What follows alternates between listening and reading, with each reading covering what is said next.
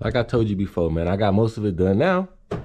I got to start removing all this stuff, so I got to take out the intake manifold and get to these vacuum leaks, because now let me explain something to you on these BMWs if you don't know.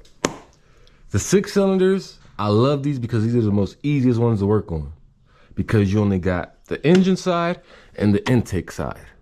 So you take everything off the intake side, right? You take the intake manifold off, then under the intake manifold you have the intake manifold gasket, you have the oil separator and all the hoses, you have all the vacuum lines, and you just take it off. See what has holes in it and all that. Replace all that, put it back together, bam. I know it sounds simple, but it's not.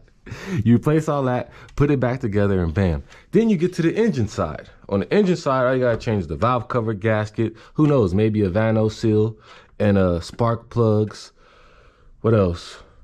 That's pretty much it. And on this side, you solid. Spark plugs, engine coils, vanos, and valve cover gasket.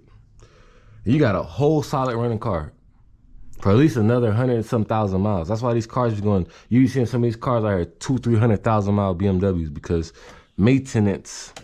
The people that don't like them, they don't maintain them. You got to maintain them, maintenance, man. You can't be driving a car, putting gas in it. Things happen, especially on these high-end cars. You get all the luxury, all the nice stuff on the inside, right? And then they get you by plastic, plastic. So you got to replace that, man. You think plastic ain't gonna break? This ain't no old school Chevy, you know what I'm saying?